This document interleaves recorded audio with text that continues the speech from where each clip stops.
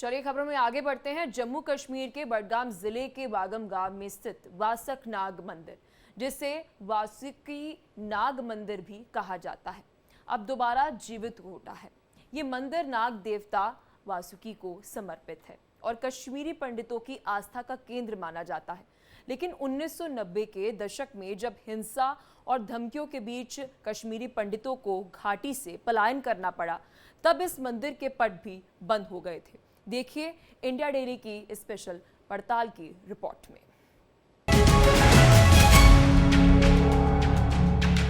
अनुच्छेद 370 हटने के बाद जम्मू कश्मीर में कुछ ऐसे बड़े बदलाव देखने को मिले जो कि पहले कल्पना ही किए जा सकते थे, लेकिन ये संभव हो पाया है। और सबसे ज़्यादा अगर बात करते हैं तो यहाँ पर जो कश्मीरी पंडित रहा करते थे, उनके जाने के बाद जो यहाँ के मंदिर थे वो एक तरह से वीरान हो गए थे। मंदिर कई वर्षों तक बंद पड़े रहे, ना वहाँ पर पूजा होती थी, ना किसी भी तरह से कोई आरती की व्यवस्था थी। यानी कि कुल मिलाकर मंदिरों पर ताला लग चुका था, मंदिर वीरान हो चुके थे, सुनसान हो चुके थे। लेकिन धीरे धीरे समय बदला और तकरीबन यहाँ पर कुछ सालों के बाद ये देखने को आया कि जो यहाँ का एक प्राचीन मंदिर हुआ करता था और ये मंदिर जो था वो 30 साल से बंद पड़ा हुआ था। वागम गांव में बड़गांव जिले के ये वासक नाग मंदिर था, जिसे वासुकी नाग मंदिर के तौर पर भी जाता है और जो कश्मीरी पंडित थे उनकी आस्था का एक बड़ा केंद्र ये माना जाता है, क्योंकि यहाँ पर जो कश्मीरी पंडित थे वो पूजा पाठ करते थे। नाग देवता को यहाँ पर दूध पिलाया जाता था, उनकी पूजा अर्चना की जाती थी, क्योंकि ऐसा माना जाता है कि जो नाग देवता है वो इस इलाके की रक्षा करते थे। ऐसे में काफ़ी समय तक जब ये मंदिर बंद रहा, क्योंकि 1990 में जब कश्मीरी पंडितों का यहाँ से पलायन हुआ, उस वक्त इस मंदिर की देखरेख करने वाला कोई नहीं था और वजह साफ थी, क्योंकि इतना लंबा समय बीत चुका था, इसलिए मंदिर तकरीबन वीरान था, जर्जर हालत में हो चुका था। लेकिन तकरीबन 30 सालों के बाद एक पहल होती है और ये पहल वहीं के मुस्लिम समुदाय के लोग करते हैं। वो इस मंदिर को खोलते हैं और इस मंदिर की जिम्मेदारी लेते हैं। यहाँ पर पूरी साफ सफाई की जाती है और जो भी विधि विधान से पूजा अर्चना की जो नियम होते हैं उनका पालन किया जाता है। और जिस तरह से अब यहाँ पर 30 सालों के बाद ये पूजा की व्यवस्था शुरू की गई, कहीं ना कहीं ये जो काम था वो काफ़ी सराहनीय था। ऐसे में बताया ये भी जाता है कि अप्रैल 2023 में कश्मीरी पंडितों ने यहाँ पर हवन किया, फिर से पूजा पाठ शुरू की गई और शायद उसके बाद ये जो पूजा पाठ का सिलसिला था अनवरत यूं ही जारी रहा। यानी कि जो सुनसान मंदिर था, अब यहाँ पर पूरे विधि विधान के साथ जो कश्मीरी पंडित 2023 में वापस आए, उन्होंने पूजा पाठ शुरू की और यहाँ जो नियम थे उनका पालन करना शुरू किया। वहीं मार्च 2025 में बड़गांव के डिप्टी कमिश्नर अक्षय लाबरू ने भी मंदिर का दौरा किया और एक बार फिर से यहाँ पर पुनरुद्धार के जो कार्य थे वो देखे गए। और आज करीब 40 साल बाद मंदिर जो है श्रद्धालुओं के लिए एक बार फिर से खोल दिया गया है।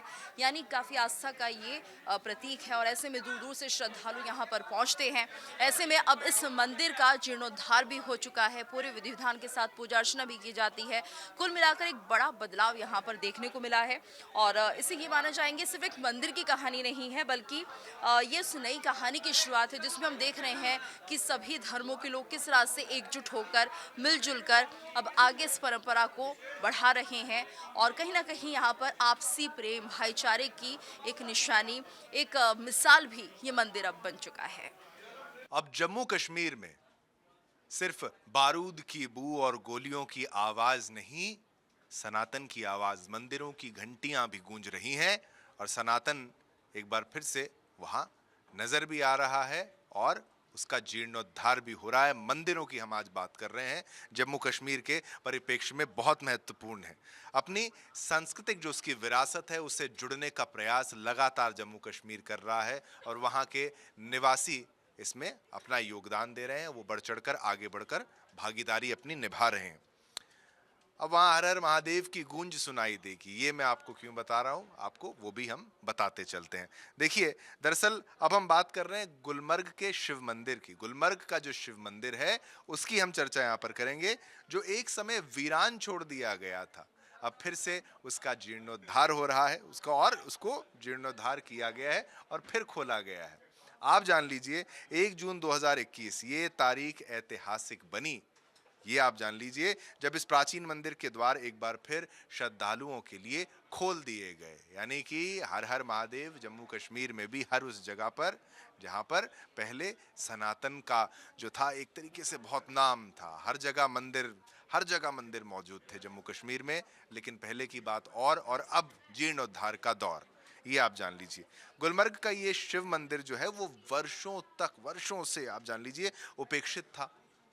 उसको इंतजार था कोई बदलाव आएगा, मौसम की मार हो या देखरेख का अभाव हो, ना सही तरीके से रखरखाव होता था, ना कोई इस ओर ध्यान देता था। लेकिन अब वो दौर जो है वो बीत चुका है।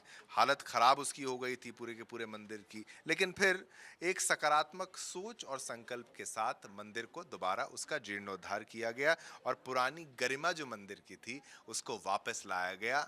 और ये सभी को इस बात से प्रसन्नता भी हुई।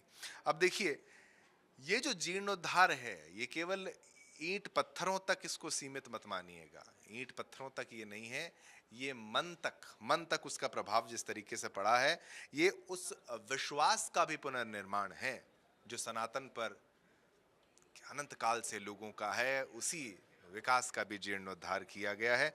दशकों तक आप सोचिए, दशकों तक वो हिंसा में डूबा हुआ वो क्षेत्र, उससे भी उभर कर आगे बढ़ना और स्थानीय लोगों और पर्यटकों की बड़ी संख्या से मंदिर को उसकी मूल स्थिति में देखने की जो है इच्छा जो लोगों की जताई गई थी, उसकी भी ये फतेह है, उसकी भी ये जीत है। और अब वो सपना साकार हो चुका है, ये आप जान लीजिए। गुलमर्ग का शिव मंदिर न केवल श्रद्धा का केंद्र है बल्कि पर्यटकों के लिए आकर्षण भी बन चुका है। जब मंदिर बनते हैं या फिर मंदिरों का जीर्णोद्धार होता है, न केवल ही आध्यात्मिक दृष्टिकोण से बल्कि आप यहाँ देखिए टूरिज्म के लिहाज से भी बहुत महत्वपूर्ण है। सनातन को संरक्षित अगर आप रखते हैं तो सनातन जो आप उनकी संरक्षण करते हैं तो फिर उसका लाभ भी आपको मिलता है। आप कितने ही मंदिर देख लीजिए, मंदिरों से जिस तरीके से पूछा जाता है क्या फायदा होगा, तो वो टूरिज्म सेक्टर से पूछिए, टूरिज्म डिपार्टमेंट से पूछिए क्या लाभ होता है। लोग आते हैं, दर्शन करते हैं, ठहरते हैं होटलों में, वो हर चीज में, हर सेक्टर जो है वो उसमें ग्रोथ उसकी होती है, उन्नति उसकी होती है। तो ये वहां पर बदलाव की बात।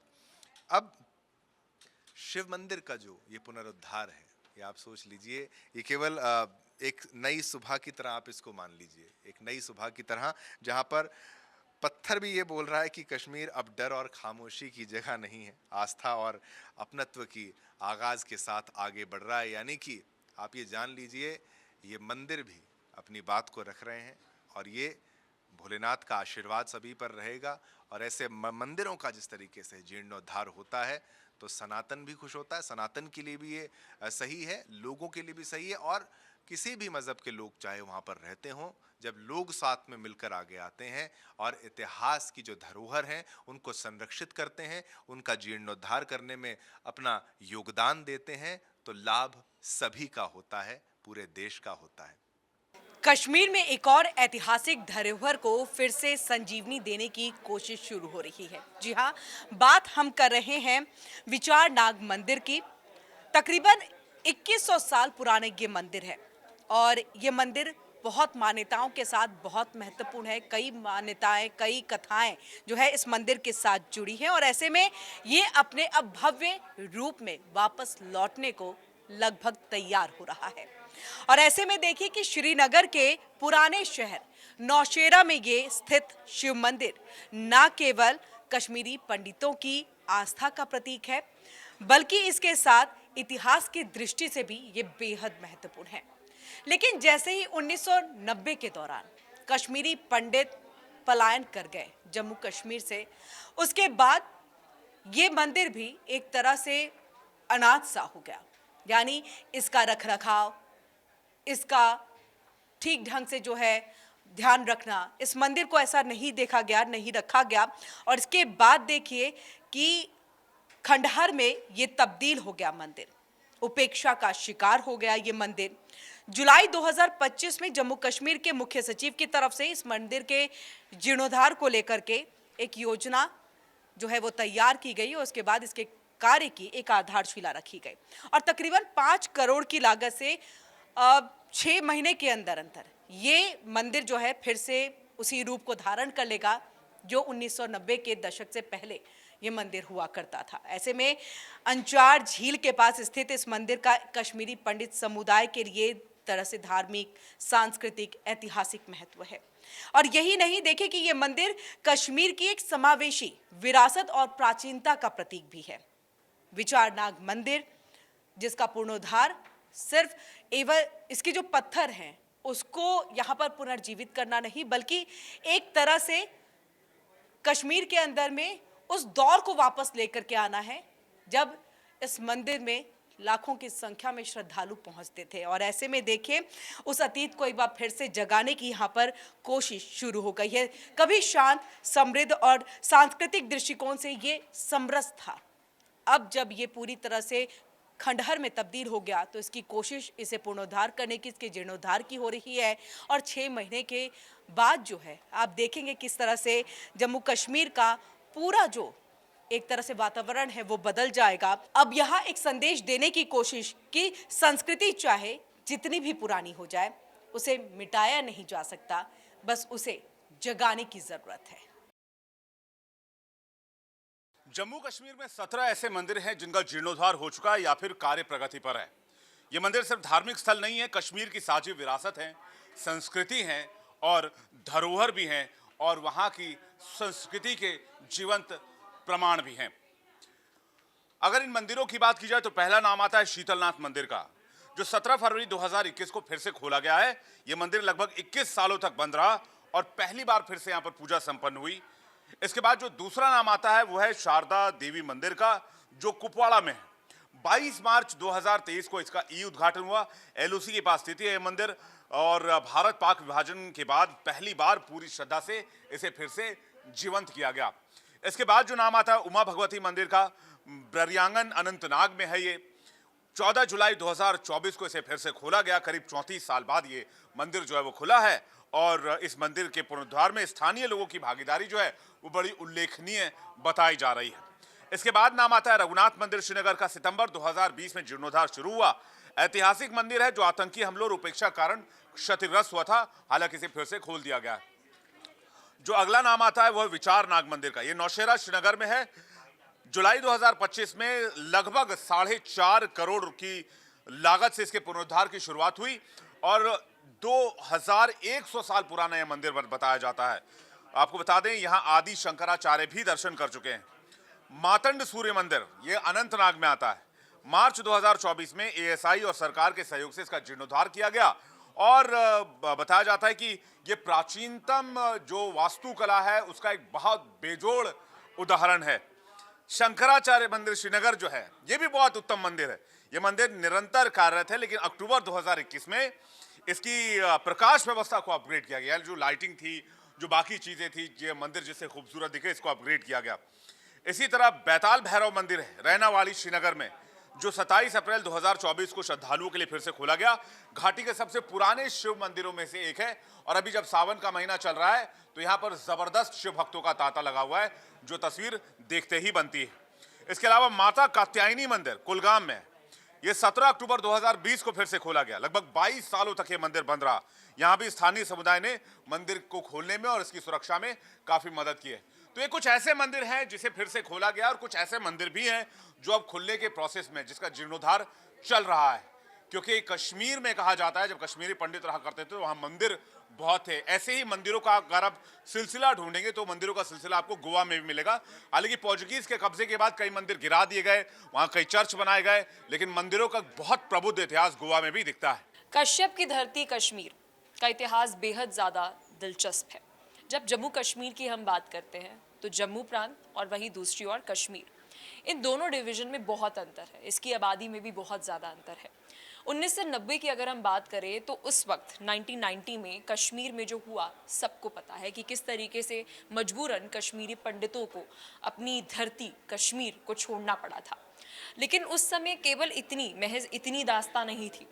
उस दौरान कश्मीर में कई सारे मंदिर थे, और उन मंदिरों की अगर हम बात करें तो वो मंदिर केवल ऐसे नहीं थे कि जिन्हें सिर्फ बना दिया गया हो। उन मंदिरों का इतिहास जो है वो प्राचीन था, यानी वो प्राचीन मंदिर थे। कभी आपने शिव के मंदिरों को अगर देखा हो, सुना हो, पढ़ा हो और समझा हो, तो अक्सर वो मंदिर जो हैं पहाड़ों में पाए जाते हैं। अगर हम बात करें कैलाश की, मानसरोवर की, या फिर हम बात करें अमरनाथ की, ये सभी मंदिर अगर आप देखेंगे तो आपको पहाड़ी इलाकों में ये दिखेंगे। चाहे आदि शक्ति की भी अगर हम बात करें तो ये सभी मंदिर जो हैं अक्सर पाए जाते हैं पहाड़ों में। ऐसा नहीं है कि मैदानी इलाकों में नहीं होते, लेकिन हम देखते हैं अक्सर पहाड़ी इलाकों में मंदिर होते हैं। तो कश्मीर की अगर हम बात करें तो 1990 के दौरान कई सारे मंदिरों को भी तोड़ा गया था और उन मंदिरों को एक बार फिर से कहा जा रहा है कि रिकंस्ट्रक्ट किया जाएगा। सबसे पहले सर्वे किया जाएगा, पता लगाया जाएगा कि ये मंदिर जो है वो कितने पुराने थे, क्योंकि कहा यह जा रहा है कि ये प्राचीन मंदिर थे। फिर उसके बाद पूरा डेटा कलेक्ट करने के बाद कि कितने ऐसे मंदिर हैं जो प्राचीन मंदिर थे 1990 या उससे पहले या 1989 की हम बात करें, उस दौरान इन मंदिरों को तोड़ा गया था। फिर इन्हें रिकंस्ट्रक्ट करने के लिए एक पॉलिसी बनाई जाएगी, बजट पास किया जाएगा कि कैसे इन मंदिरों को रिकंस्ट्रक्ट किया जाए, फिर से बनाया जाए। क्योंकि जम्मू कश्मीर में जम्मू की बात करें तो अभी भी वो मंदिर वहाँ है, लेकिन कश्मीर में मंदिरों को तोड़ा गया था और एक बार फिर से उन्हें विकसित किया जाएगा, रिकंस्ट्रक्ट किया जाएगा।